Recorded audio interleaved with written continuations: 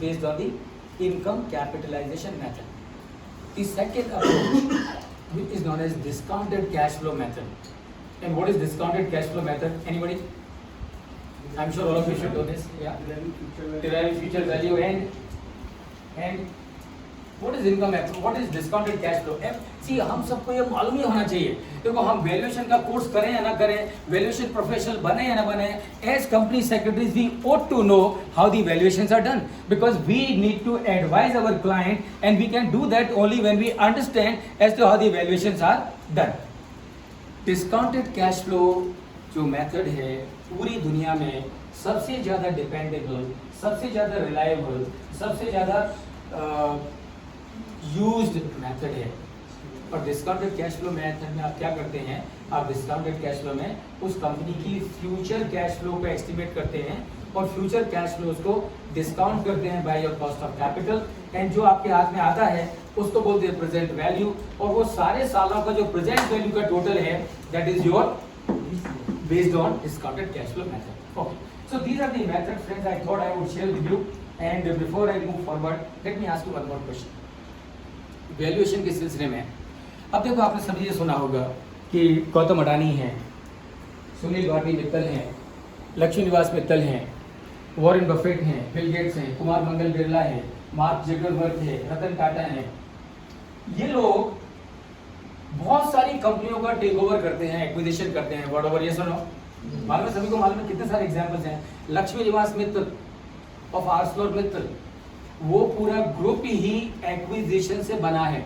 यानी कि 35 साल में उन्होंने क्या किया, 35 साल में उन्होंने पूरी दुनिया में जाके स्टील के बने बनाए प्लांट खरीदे.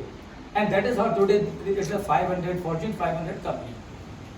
आप सभी से मेरा सवाल है, and again I am giving you time of this time only 55 seconds. पर आपको क्या करना है, अपने ग्रुप में डिस्कस करना है. क्या डिस्कस करना है कि जब सुनील भारती मित्तल या गौतम अडानी या लक्ष्मी निवास मित्तल या मार्क जकरबर्ग या रतन टाटा या अजय प्रेम जी, जब भी ये किसी कंपनी को परचेज करते हैं तो कौन सी एक चीज है वो उसको देखते हैं. Are you with me everybody? तो याद रखिए, जब ये लोग कंपनीज को टेक ओवर करते हैं तो 1500 चीजें नहीं देखते हैं. They just look at one thing, and I want all of you to discuss in your group for next 55 seconds and tell me as to what that one thing is. Your time starts now.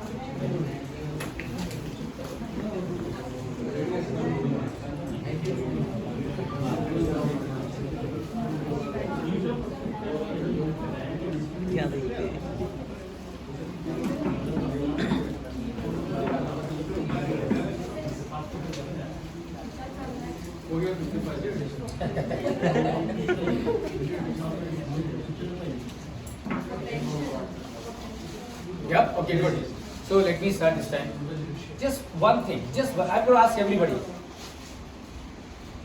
One thing. Market reach. Market reach. Valuation. Overall value of the company. Viability of the Of viability, of course. Sector valuation. Brand, okay, very good. Brand, yes, Swapnil. Sector valuation and future potential. Sector valuation and future potential, okay, very good. What else? Promoter. Viability, okay. this market size normally go for they get established ready business. Yeah, that of course, because वो तो आपको मिलने ही वाला है, पर उसको लेने से पहले कौन सी एक चीज है जो आप देखते हो? Future business Market versus size. cost. Goodwill. Future business versus cost. Future business versus cost, of course. What else? Team of management, very good. What else? अब देखो, मैं आपको ये जो क्वेश्चन का आंसर बहुत सिंप्लीफाई करता हूँ, एंड आई एम श्योर कि जब मैं उसको सिंप्लीफाई करता हूँ तो उस चीज़ को आप ऐसे समझ जाओगे कि जिंदगी भर नहीं भूलोगे उसको. कि जब गौतम अडानी, रतन टाटा, सुनील भारती मित्तल, लक्ष्मी निवास Mittal, mark Zuckerberg, Bill Gates, जब ये किसी कंपनी को परचेज करते हैं या किसी कंपनी में अपना पैसा इन्वेस्ट करते हैं, उस कंपनी में एक चीज जो वो देखते हैं, वो चीज वही है जो आप अगर एक गाय खरीदने के लिए जाएं और वो ऑब्जर्व करें. क्या मतलब है? मतलब ये मुझे नहीं मालूम कि आप लोगों में से कितने लोगों ने कभी गाय भैंस खरीदी है ना? लेकिन अगर आपने गाय भैंस खरीदी भी नहीं है, परवाह नहीं, गाय दूध कितना देती है? गाय दूध कितना देती है, यस और no?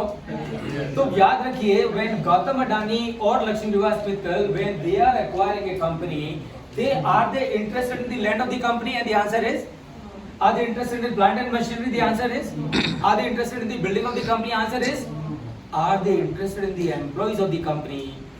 And the answer is still no. Then what are they interested in acquiring that company? They are interested in only one thing, and that one thing is same, and that is the milk when you purchase a cow. जब आप एक गाय को खरीदने के जाते हो तो आप उसके सींग नहीं देखते हो, उसका साइज नहीं देखते हो, उसकी पूंछ को मेजर नहीं करते हो. What you see is only one thing, and that one thing is कि ये गाय कितना दूध देती है. So remember, same thing is also applicable when you go and acquire a company. There is only one thing that you look at, and that one thing which you look at is known as your EBITDA potential. Yes or no? Right? So देखिए, जब आप कम, इसका मतलब क्या है? इसका मतलब है कि आपको EBITDA की पूरी जानकारी होना बहुत जरूरी है. EBITDA क्या है? EBITDA कैसे क्रिएट होता है? क्यों EBITDA important है? क्यों EBITDA is the base for the valuation for all the mergers and acquisitions and the takeovers that happen all over the world. Right. So let's now come to the third option, and that is independent director.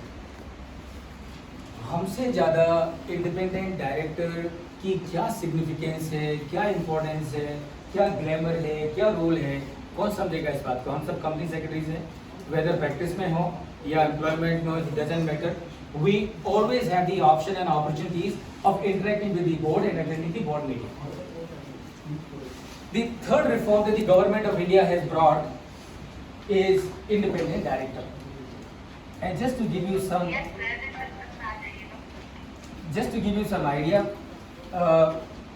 in case of listed company, 1/3 of the total board got to comprise of independent director.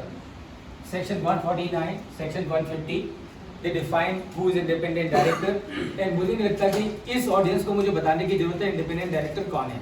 Independent director का simple सा definition ये है कि उसका उस company से और कुछ भी लेना देना किसी भी तरह का, including his relatives, and that is independent director. So अगर listed company है, so 1/3 of the board got to comprise of independent director.